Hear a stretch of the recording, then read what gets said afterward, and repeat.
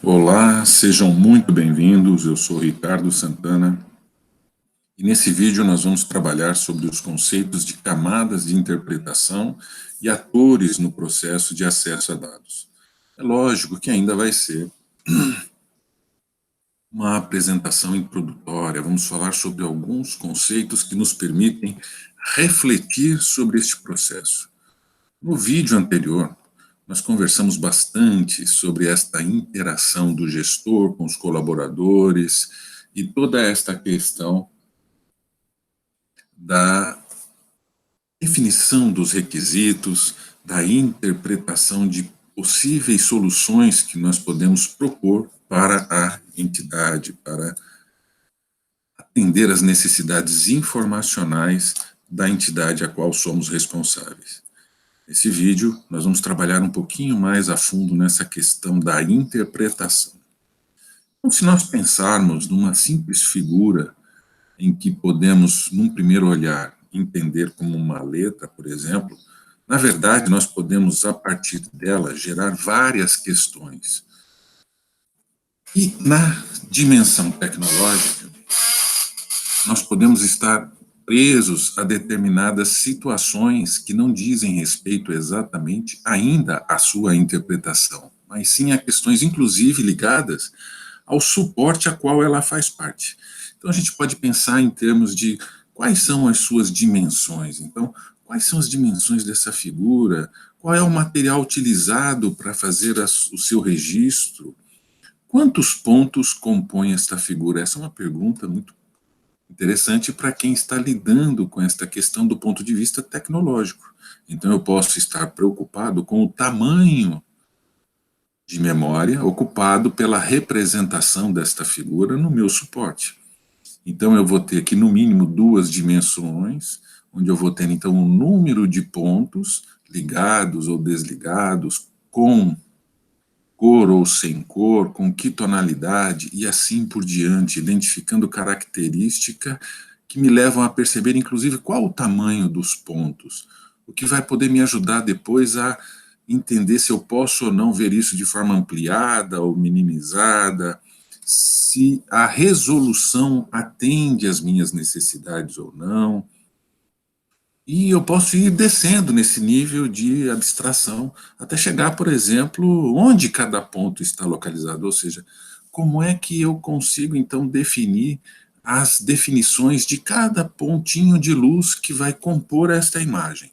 Mas isso tudo pode gerar, inclusive, uma sobrecarga de informação, um overload de informações, que nem sempre vão atender à necessidade informal de quem realmente nos interessa nesse processo, que é justamente o usuário, aquele que tem a necessidade informacional.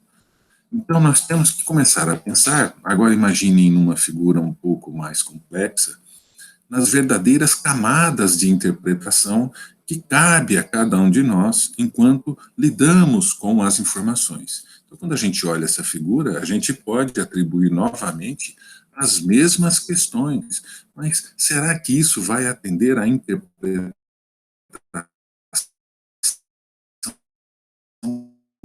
nós conseguimos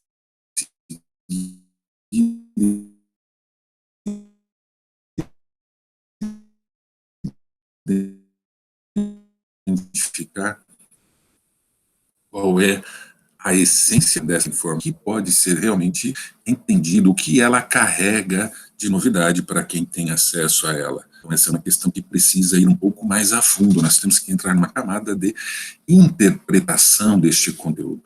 E, para isso, nós temos alguns caminhos.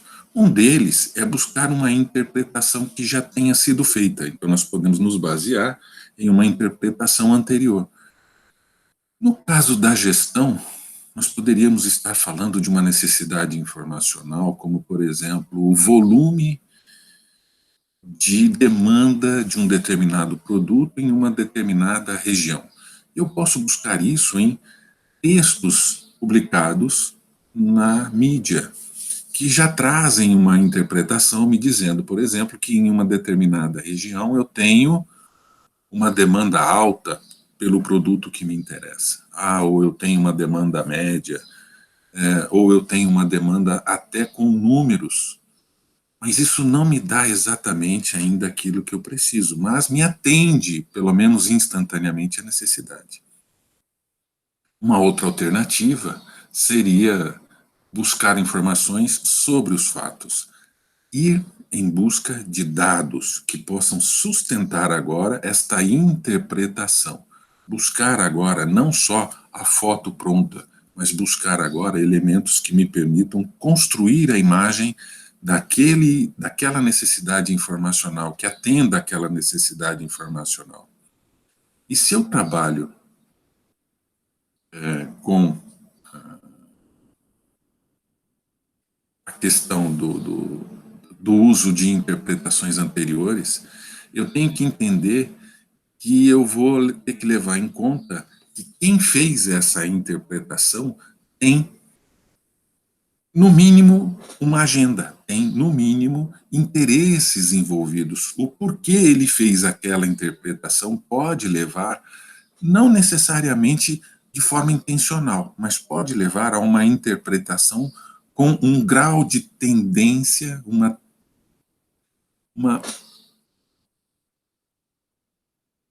conclusão que pode não ser exatamente aquela que se espera, aquela que seria mais adequada para aquele momento. E talvez nem sempre de forma intencional, mas isso, inclusive, levado pelo objetivo para aquela interpretação. Pode ser uma interpretação, por exemplo, numa peça que ajude a divulgar um determinado player de mercado, alguém que está entrando no mercado, ou alguém que está tentando entender o mercado. Então, aquilo pode trazer já intrinsecamente um viés, uma interpretação.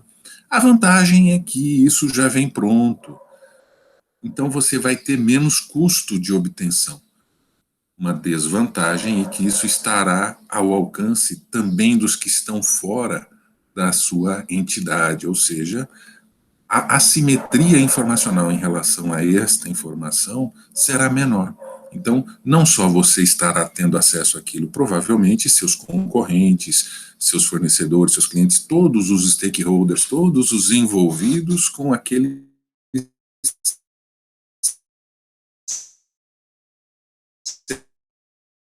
cenário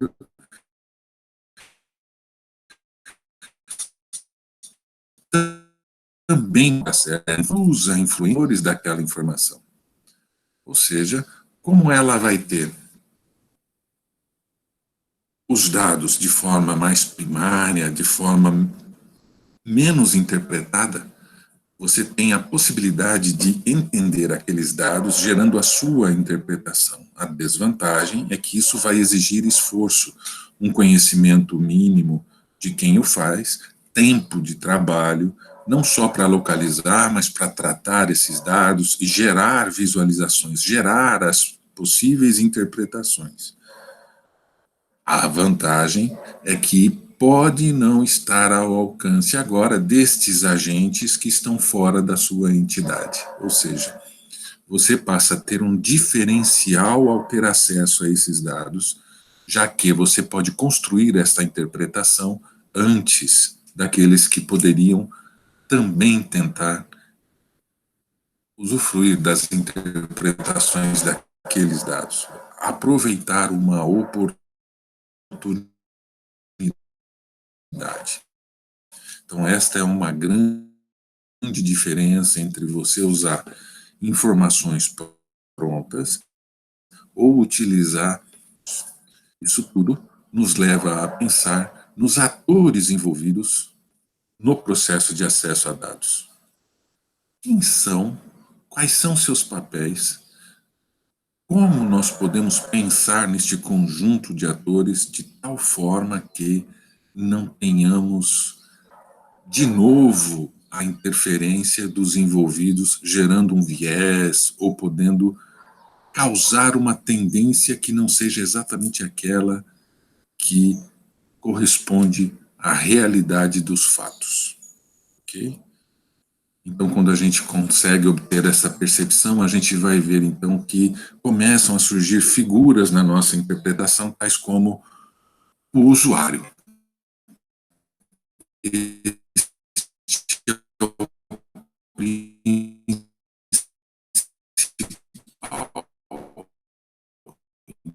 Então, o usuário é aquele que dados que serão interpretados, pode ser o próprio usuário, mas em termos de papéis, em termos de quem vai fazer o que neste processo, nós temos que vê-lo de uma forma distinta, assim como aquele que vai fazer a realização, a execução da coleta, do tratamento, da disponibilização desses dados, que é o intermediário.